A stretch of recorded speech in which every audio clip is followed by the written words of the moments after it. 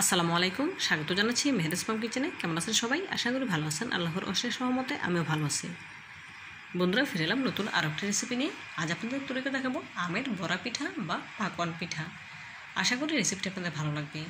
তো বন্ধুরা, স্কিপ না করে পুরো ভিডিও জুড়ে সাথে থেকে আমের বড়া পিঠা তৈরির রেসিপিটি দেখে নেওয়ার অনুরোধ রইল। চলুন রেসিপিটি শুরু করা যাক। আমের বড়া পিঠা তৈরি করার জন্য এখানে কিছু দেশি আম কেটে নিয়েছি। এখন আমগুলোকে একটি চামচের সাহায্যে তুলে নেব খোসা থেকে। দেখুন, চামচের সাহায্যে খোসা থেকে তুলে নিচ্ছি। তুলে সরাসরি ব্লেন্ডারের জারে দিয়ে দেব। যেহেতু আমগুলো আমি ব্লেন্ডারে ব্লেন্ড করে নেব, সেজন্য সরাসরি ব্লেন্ডারের জারে দিয়ে দিলাম। এক এক করে সবগুলো আমার ব্লেন্ডারের জারে দিয়ে দিয়েছি। এখন ব্লেন্ড করে নেব। আমের সাথে কোনো পানি দেব না, পানি ছাড়াই ব্লেন্ড করে নেব। দেখুন, পানি ছাড়াই ব্লেন্ড করে নিচ্ছি। ব্লেন্ড করে নেওয়া হয়ে গেছে।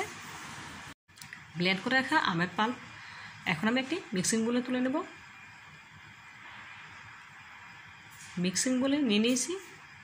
এদিকে বড়া পিঠা তৈরি করার জন্য নিয়েছি 1 কাপ শুকনো চাউলের গুঁড়া, নিয়েছি 1 কাপ ময়দা, হাফ কাপ কোরানো নারিকেল, 1 কাপ চিনি, পরিমাণ মতো লবণ।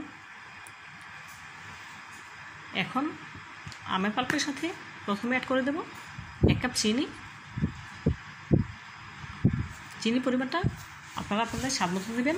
যদি আমের মিষ্টি বেশি হয় তাহলে চিনি পরিমাণটা কমিয়ে দিতে হবে, আর যদি আমটা একটু টক হয় তাহলে চিনি পরিমাণটা একটু বাড়িয়ে দিতে হবে। দিয়ে দিলাম কোরানো নারিকেল, পরিমাণ মতো লবণ। এখন একটি হ্যান্ড উইক্সের সাহায্যে সবগুলো উপকরণ নেড়ে মিশিয়ে নেব।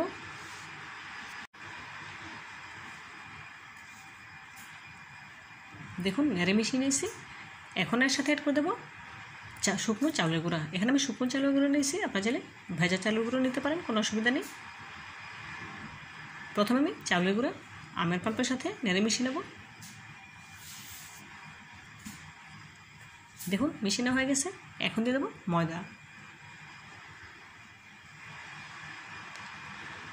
এখন নেড়ে ভালোভাবে মিশিয়ে নেব।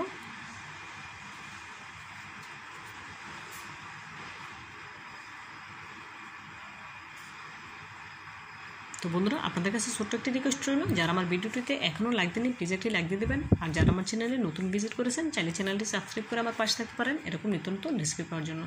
অলরেডি যারা সাবস্ক্রাইব করে নিয়েছেন আপনাদেরকে জানাই অসংখ্য ধন্যবাদ। দেখুন বন্ধুরা, মিশিয়ে হয়ে গেছে। এখন হ্যান্ড উইক্সটি তুলে নিচ্ছি। দেখুন, হ্যান্ড উইক্সটি তুলে নিয়েছি। এখন একটি স্প্যাচুলার সাহায্যে নেড়ে ভালোভাবে মিশিয়ে নেব।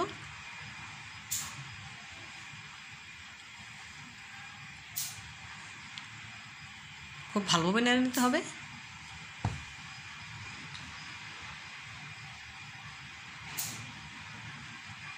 দেখুন, নেড়ে মিশিয়ে হয়ে গেছে।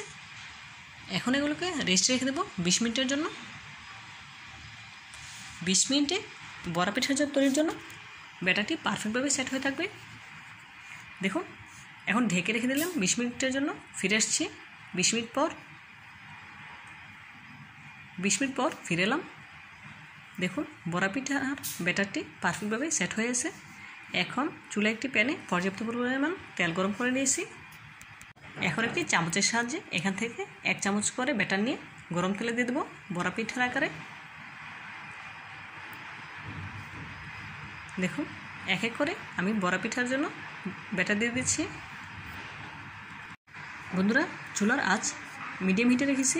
হাই হিটে করে পিঠাগুলো ভাজা যাবে না, এতে করে উপরটা পুড়ে গিয়ে ভেতরটা কাঁচা রয়ে যাবে। সেজন্য শুরু থেকে শেষ পর্যন্ত মিডিয়াম হিটে রেখেই পিঠাগুলো ভেজে নেব। দেখুন বন্ধুরা, এই পর্যায়ে পিঠাগুলো আমি উল্টে নিচ্ছি। পিঠাগুলো উল্টে পাল্টে ব্রাউন কালার করে ভেজে নেব।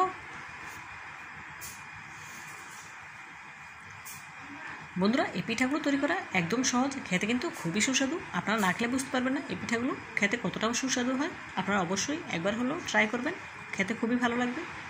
দেখুন বন্ধুরা, এই পর্যায়ে পিঠাগুলো আমার ব্রাউন কালার করে ভাজা হয়ে গেছে। এখন ছাঁকনির সাহায্যে তুলে তেলটা সেঁকে নিচ্ছি। তেলটা সেঁকে নেওয়া হয়ে গেলে এখন একটি সার্ভিং প্লেটে সার্ভ করে নিচ্ছি।